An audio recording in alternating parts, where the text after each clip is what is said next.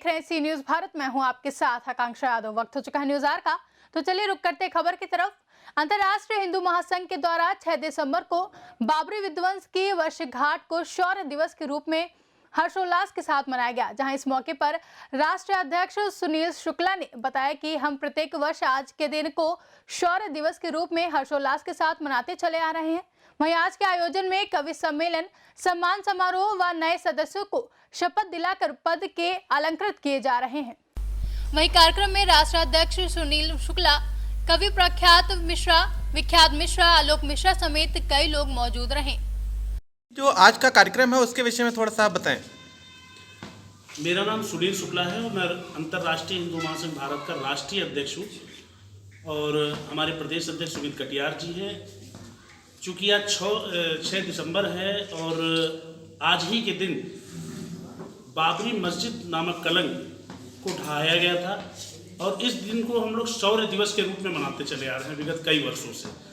चूँकि जो हम सभी का सपना था अयोध्या में भव्य राम मंदिर का निर्माण, वो अब लगभग पूर्ण हो गया है और मंदिर निर्माण का कार्य चालू हो चुका है। तो इसको हम लोग विरोध प्रदर्शन के रूप में नहीं मनाने की जगह अब हम लोग इसको हर्षोल्लास और पर्व के रूप में मना रहे हैं।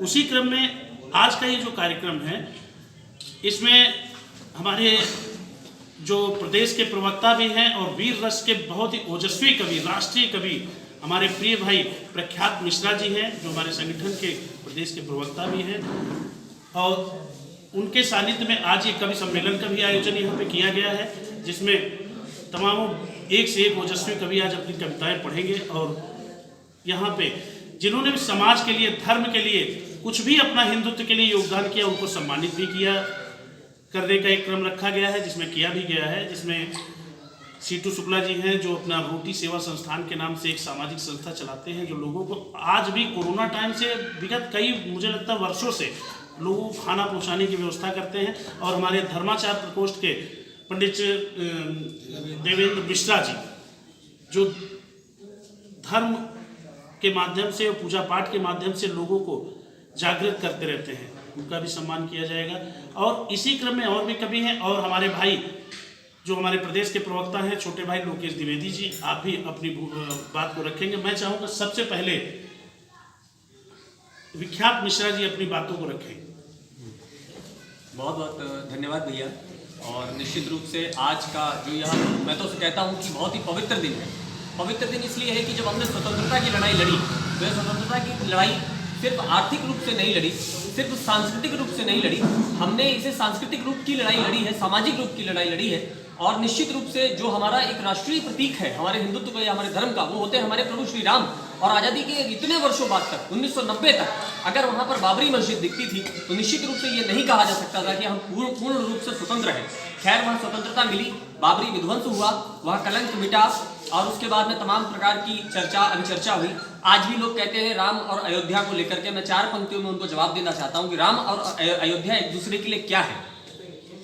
कि पत्थरों पे लाल रंग से लिखा, एक तरफ वो धर्म है जो तलवारों के रूप में अपना विस्तार करना चाहते हैं और एक तरफ यह धर्म है जो चिड़ियों को दाना दे करके, चिड़ियों को पानी दे करके अपना विस्तार कर रहा है। निश्चित रूप से यह राम हमारी सांस्कृतिक चेतना के प्रतीक है। तो इसीलिए आज का यह कार्यक्रम बहुत महत्वपूर्ण है। कोरोना समय में हम इसे कर रहे हैं, इसके लिए संगठन का बहुत बहुत आभार और जितने भी लोग इससे जुड़े हैं उनका बहुत बहुत धन्यवाद। जो आपने पंक्तियां बोली, वीर रस के अलावा भी कुछ जो मतलब काव्य पे आपने यादव कुछ पंक्तियां सुनाएंगे कुछ दर्शकों के लिए? बिल्कुल। अगर मैं एक और पक्ष प्रभु श्री राम का रखना चाहूँ, आज के समय इस देश के अंदर एक बड़ी बहस है, आप स्वयं भी पत्रकार हैं, कि मार्क्सवाद, लेनिनवाद, समाजवाद, कई तरह के वाद हैं और वो लोग और ये कहा जाता है कि कहीं कट्टर राष्ट्रवाद या कट्टर धर्मवाद जो है इन चीज़ों को कमजोर करता है। एक बहुत बड़ी मुहिम इस देश में चलाई गई जिसमें यह कहा गया, भैया का बहुत अच्छा, हमारे बड़े भैया हैं सुनील जी शुक्ल जी, और बहुत बढ़िया उन्होंने वाल्मीकि जी का जो मंदिर का वहाँ पर एक प्रस्ताव रखा है, बहुत बड़ी बात है। मैं कहना चाहता हूँ कि जो ये तथाकथित लोग कह रहे हैं कि प्रभु श्री राम चंद्र जी उच्च वर्ग के देवता है, ये बात कही जा रही है। कोई भी आंदोलन होता है जेएनयू से लेकर के और वो पता नहीं कौन भीम आर्मी वगैरह, तो वो रामचंद्र जी की फोटो फाड़ते हैं। मैं कहना चाहता हूं कि प्रभु श्री रामचंद्र जी को जिन्होंने पढ़ा नहीं है वही ये बात कहते हैं। एक व्यक्ति जो जीव जंतुओं के भोजन करने के बाद, अपनी सेना के बानरों के भोजन करने के बाद स्वयं भोजन ग्रहण करता हो, इससे बड़ा मार्क्सवाद, लेनिनवाद कहीं और देखने को नहीं मिलेगा। लखनऊ से सी न्यूज संवाददाता सिद्धांत सिंह की रिपोर्ट। फिलहाल के लिए न्यूज आवर में बस इतना ही। देश और दुनिया की तमाम बड़ी खबरों के लिए जुड़े रहे सी न्यूज भारत के साथ। हर खबर आपके साथ, आपके हाथ।